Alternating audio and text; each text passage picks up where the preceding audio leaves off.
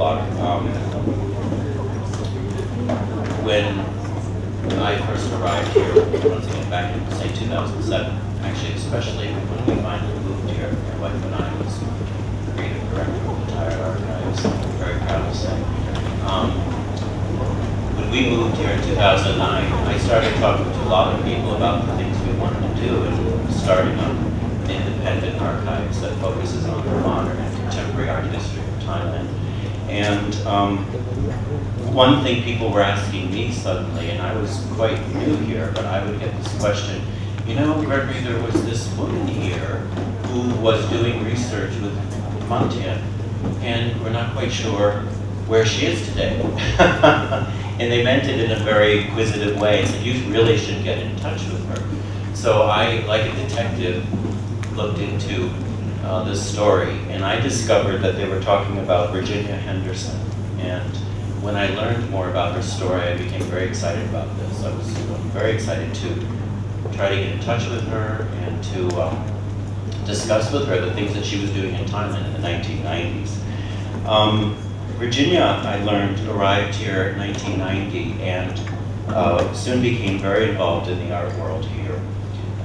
She was studying at Chulalongkorn University. Dr. Gaweewong was one of her advisors, and she wrote her master's thesis there on the social production of art in Thailand, patronage and commoditization from 1980 to 1988. So she was looking at this very recent history in the early 90s, looking back to the 80s in her MA paper.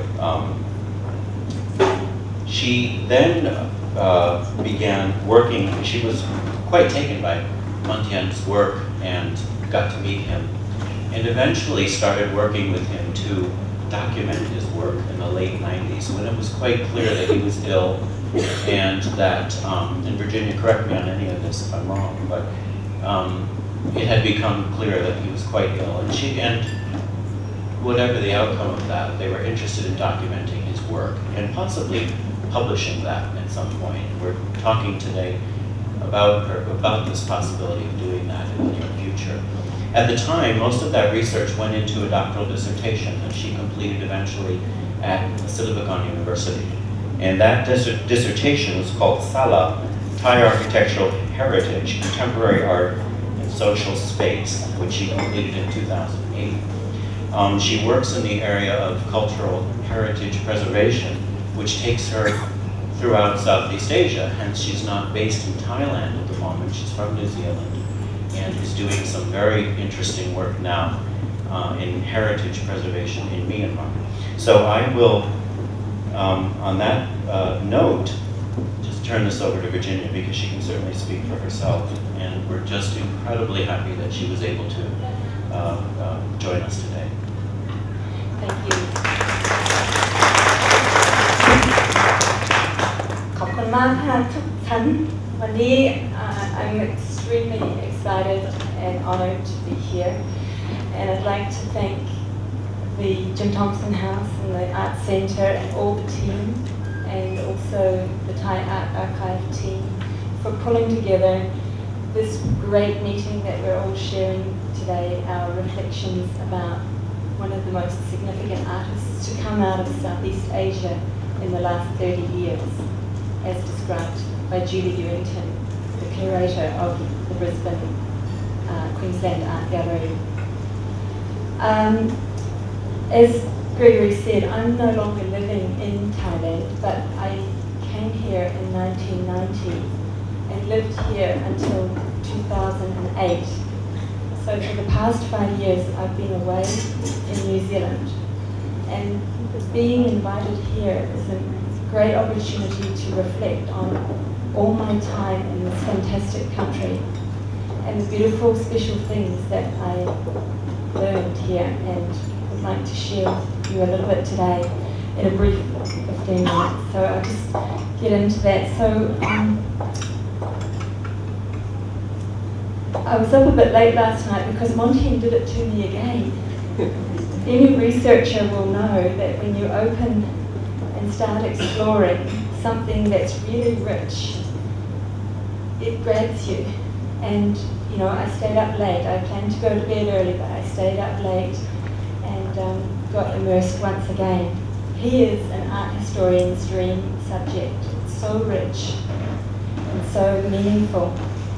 I met Montien in the early 90s. I was working at Stellenbosch University. He was also working there. He was a colleague, and I began to try to find out what's going on in this Thai art world, just going to some exhibitions, and my eventual research in 2008, I tried to look at his final works because I was trying to figure out what's going on with this sala. But in order to do that, I wanted to look at the influences and inspirations in his world. We've heard already from our art specialists, Ajahn Apinan and John Clark, about their perspectives. What I'd like to do today is just share some of the things that he said, and in particular, the last period of his life, which was my privilege to spend a lot of time with him, and to with other friends to capture some of the things that he said. We've heard that he came in his early life from Isan. We saw some of the pictures from Ajahn Abhinan's story from the farm. When I came in 1990, I didn't see story from the farm, but I heard about it. And as Freddie said, it was something special. Montien had just come back from Europe. He had worked with these instructors in France and travelled around Italy and explored different religions overseas and come back with this energy. And he said, people were amazed that I had this energy in my 34th year. He was 33 years old when he really started. Unusual. So he first of all came home to Thailand and looked at his roots, the farm, and the manual labour and the hand and the energy and the work and the struggle and the suffering of farmers working in poor rural areas. And remember, Thailand today is a very different place from that time. And actually, as the introduction said, I'm now moved to Burma, and I'm seeing some of the similar shocking changes when a country suddenly begins to modernize. And anyway, Montien's reflections when he came home were about that struggle and work, and he started, as we heard, using the soil, and I see that as a kind of energy from the ground. And I actually see in his life him taking a path from the ground as he goes up the walls with his walls and doors and going up to the sky, to the stars at the end of his life. So I really see it as a beautiful journey and quite philosophical. In that area of Isan,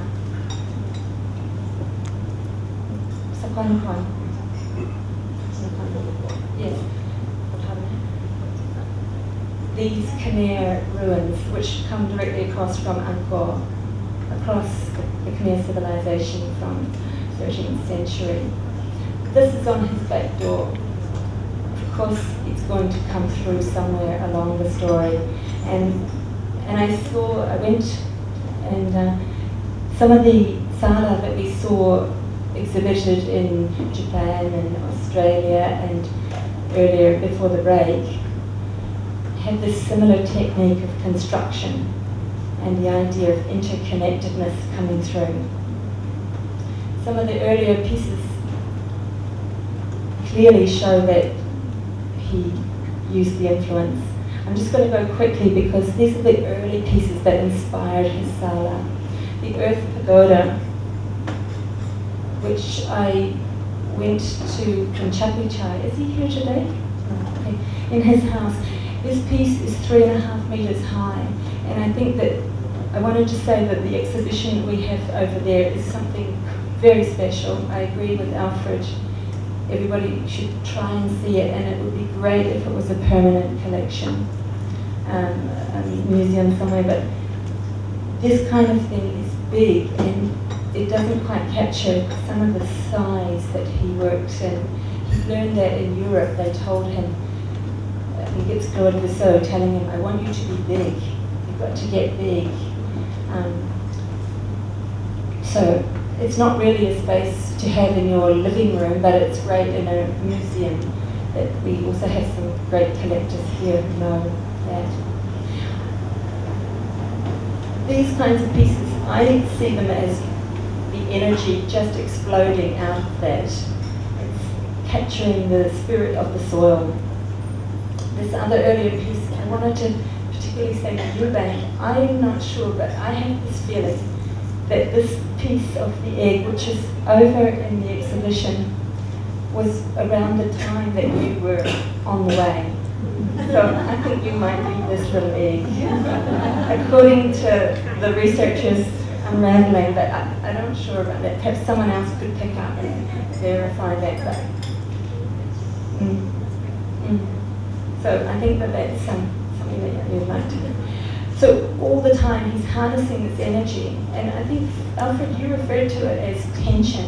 You know, underneath this, the clothes of the man who looked very simple, nothing like the artist with the long hair and the beaded bag, or sorry, my friend.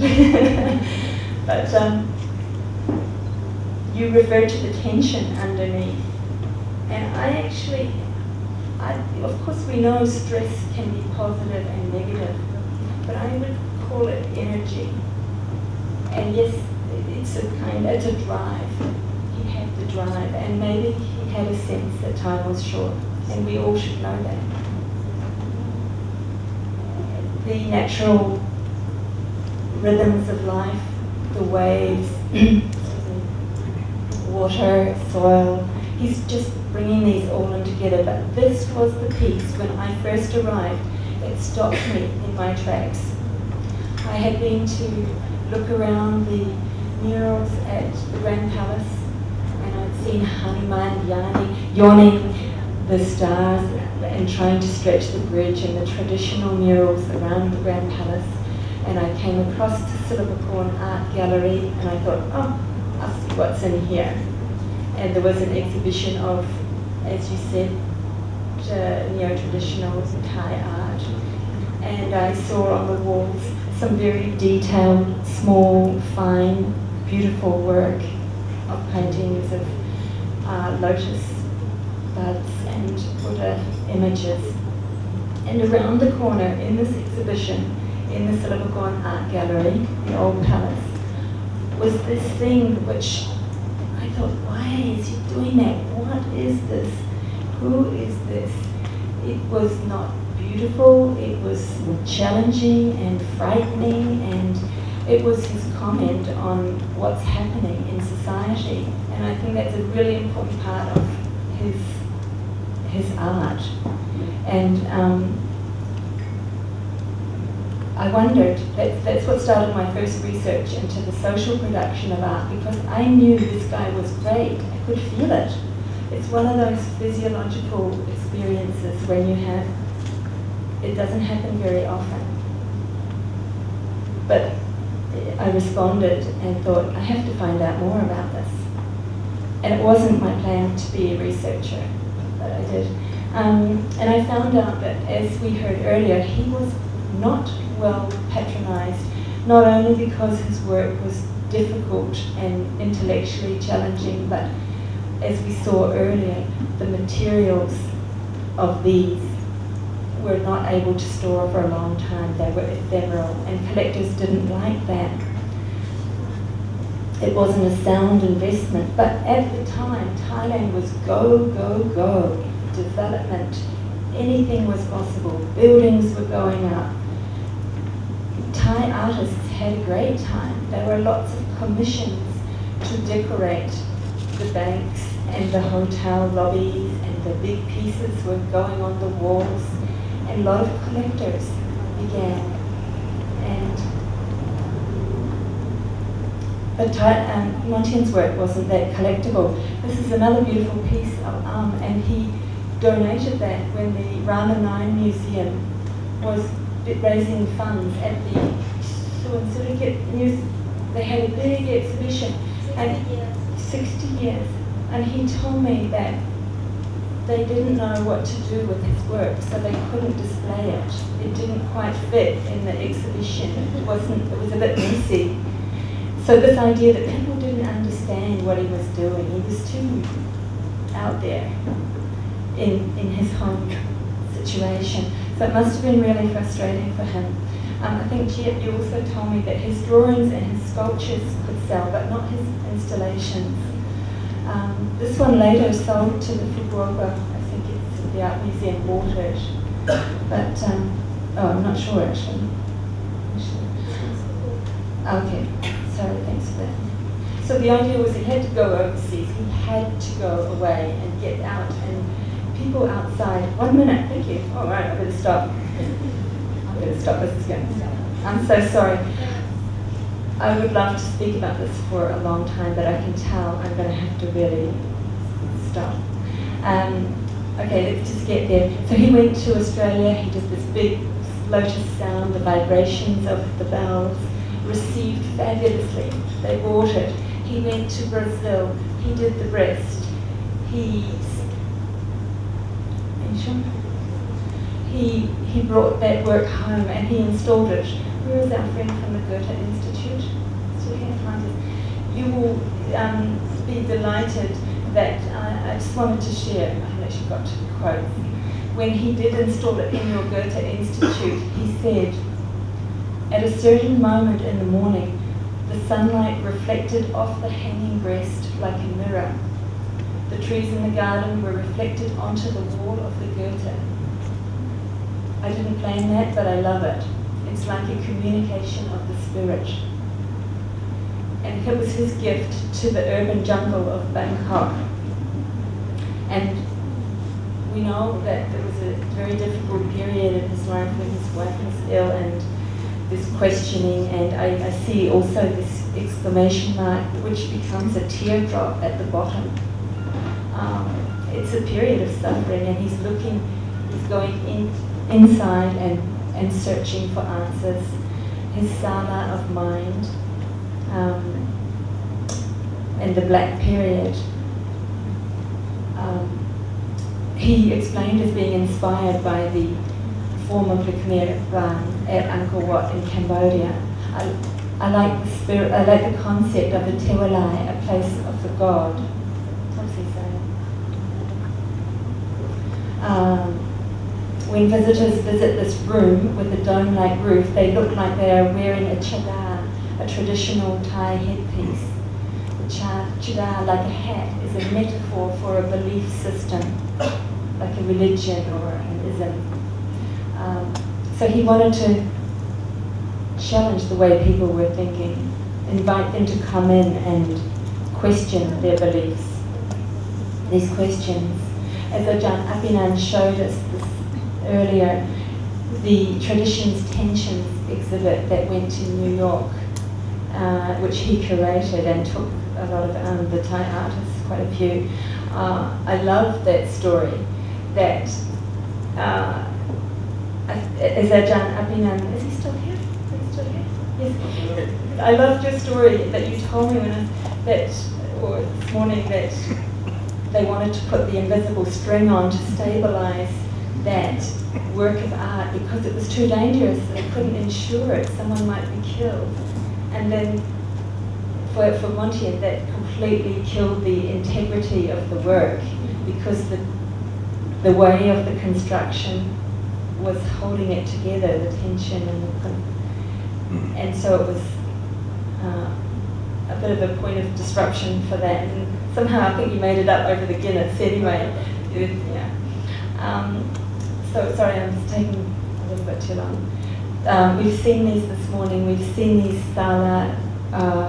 It was my great privilege to be able to sit with these sketches and write down all of the wording that he carefully noted, the names of the herbs that he used. And I love that you've put on this, this sketch here, actually too big. He knew when he was actually sketching. I also loved, Alfred, when I visited you in the Visual Dharma Gallery, as you explained, it was like a coffin hanging there when you walked into the room, and the way that Montien could create an atmosphere that was extraordinarily particular, and he would move these brass lungs hanging on the wall just in a certain way. They would never hang straight, or just to make it just so. We've seen these earlier today, and I think they're just magnificent. The idea of balance, that it's being counterweights. These metal lungs are teaching us to breathe in this sacred space within.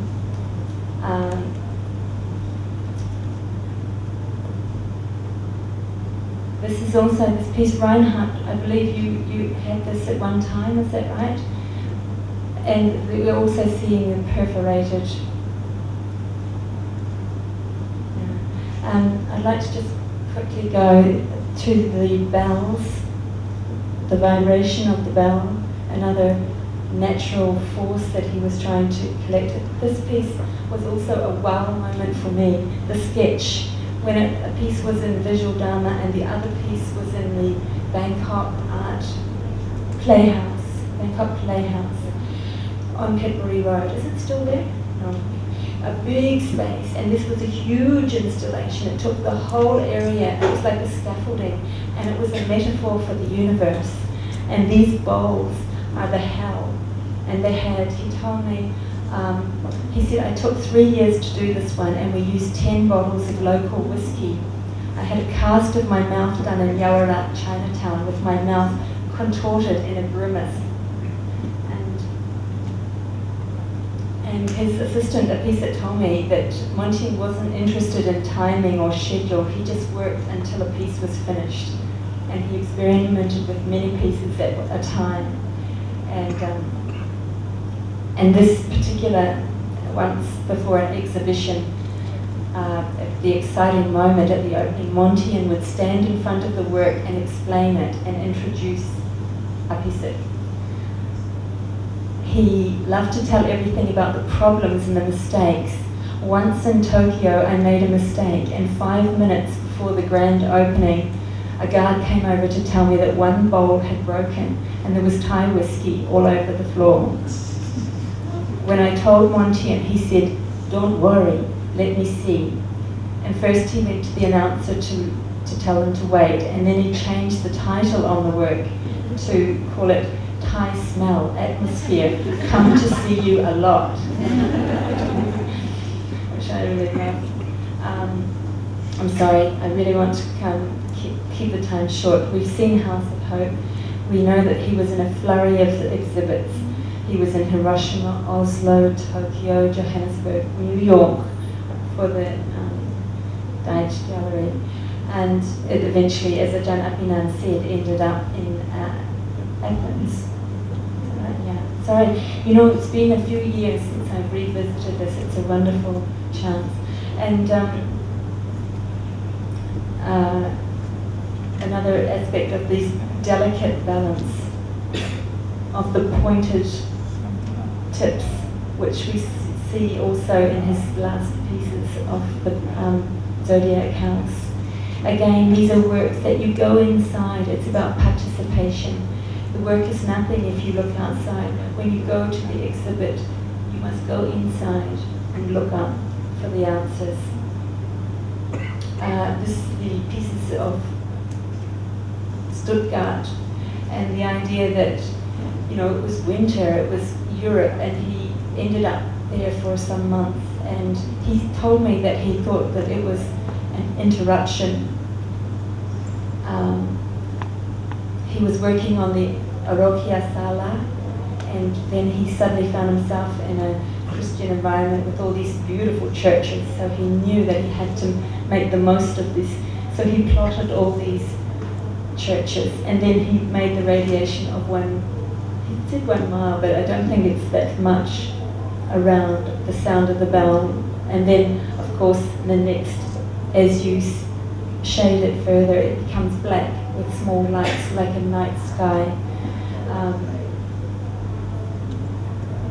he said the churches are like stars sprinkled around the city, sprinkled in the sky. It's like what you're looking for. You go to the church, you look up, you look for the God, like a mind work. And these are his final works. I also just wanted to finish with this last piece. He also completed this in Stuttgart. One of his final works is mind training, focusing mind training. And I think I'll just leave it there, so thank you.